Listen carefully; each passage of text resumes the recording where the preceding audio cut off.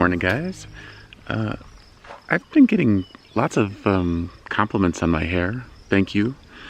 It's getting a little too bushy. At least this part. I think I'm going to try to, well, I think I will keep the top because I'm kind of enjoying it. My straw pompadour. So how do I cut my hair on the road? I just use this rechargeable Philips shaver, and I charge it off of my solar with an inverter. I just have a small inverter that I got from Amazon. It seems to work just fine for me. I haven't had any issues, and I don't run anything super high draw power. I don't have a blender or you know, an electric skillet or anything like that. So works well for me. And the way I keep this, and I'm not a trained hair dresser or anything like that. I have cut hair, friends' hair over the years, and when I'm in Chicago, I cut my grandmother's hair. But I'm not trained, and I just figure it out as I go. But what I do for myself, though, is I just leave all the hair on the crown of my head, pretty much, and then shave the rest. It makes it very simple. And then when the top starts getting too long, I use a thinning shears, unruly. So when I thin it out a bit, it's much easier to keep under control. So here I go, cutting my hair. Oh, and the other part is that I don't really have, I have a handheld mirror, and that's about it. So I can't really cut my hair while holding a handheld mirror. So I use my giant rear view side mirrors, and they luckily they fold forward and back, so I can just stand here and get a nice big view of my big head. It works out well for me.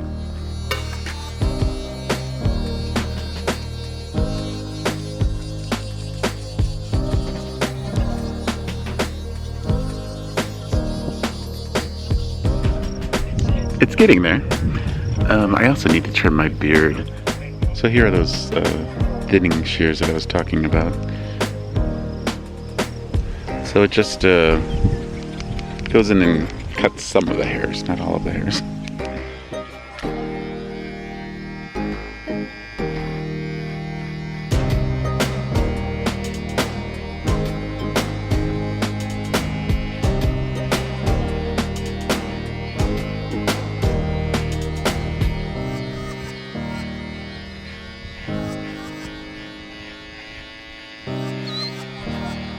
So to do the back of my head, I use the little square mirror and the big mirror, and you know, do some of those and try to get it right.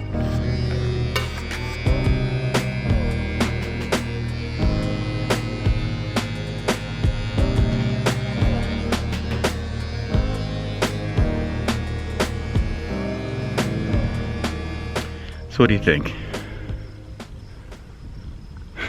Too much? I told you it's a straw pompadour. Just kind of mush that down a bit. Yeah, that's okay.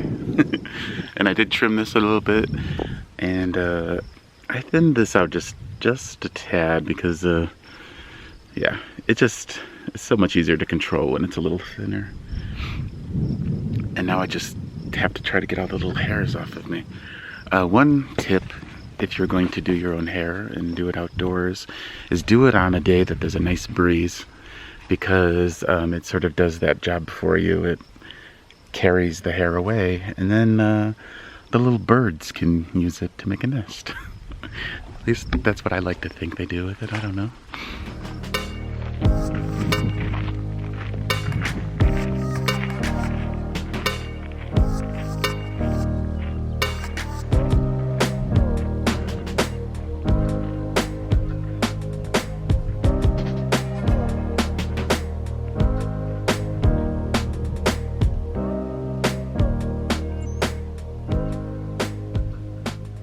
Like when you're in a totally desolate place like this, there's nothing around here.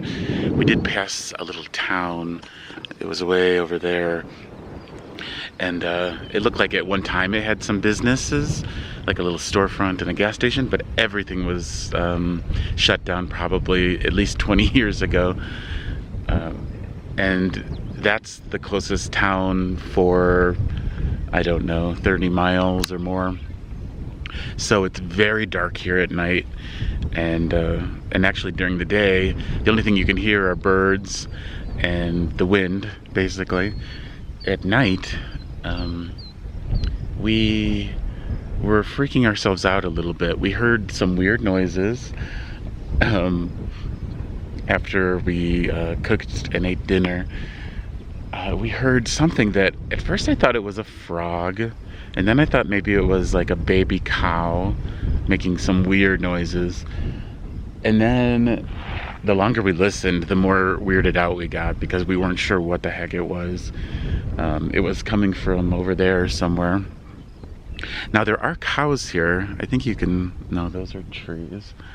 Back there, there's some big, beautiful black cows, or cattle, I guess you'd say. So it may have been a cow, but then we heard some other noises, sort of intermingled with that weird, maybe a cow, maybe a frog, making kind of like a weird, short growling noise. Don't know what that was. And then we were sitting down, and Terry and I saw something fall from the sky. It looked kind of like a firework falling down from the sky, but we're literally in the middle of nowhere. There's nobody around here. We haven't seen a soul. No, actually, we did see I don't know if he was a ranger or what, but he came and he checked the pit toilet, and we talked to him for a little while, and he said the only people who come out here are hunters, and they don't hunt on this wildlife reserve, but they hunt on private land, and they camp here because there's really nowhere else to camp. But there are no hunters right now. I don't think it's hunting season. And yeah, so my point being is, who would set that firework off? And then we were thinking maybe it definitely wasn't a shooting star. I've seen many of those because it fell to Earth.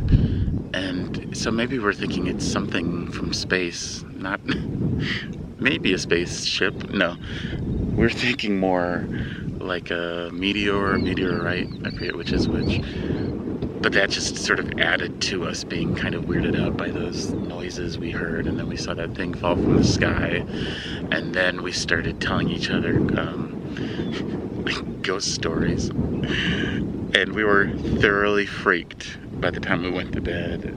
And I had made sure that my bear spray was handy, and my baseball bat was next to me in bed. Now, I don't usually get very freaked out by animals, and I don't get freaked out by ghosts. Well, maybe a little by ghosts, but not by aliens.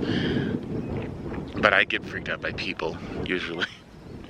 And just talking about those other things sort of gets me in that headspace where I think, oh, well, I'm not too afraid of those things, but what could actually come and, get me here? And since we're so in the middle of nowhere, you just never know. These are the things that go through your head when you're out in the middle of nowhere. One thing there is a lot of here are bugs, ants, all different types, lots of flying things, giant bees and wasps, beetles that are like the size of my thumb, and dragonflies. That's the I love dragonflies. Here, because there's a lake, there are a lot of dragonflies here, so I was pretty happy to see those. And yeah, so today I don't know what we're gonna do. Just enjoy the serenity, I guess, until we figure out what's next.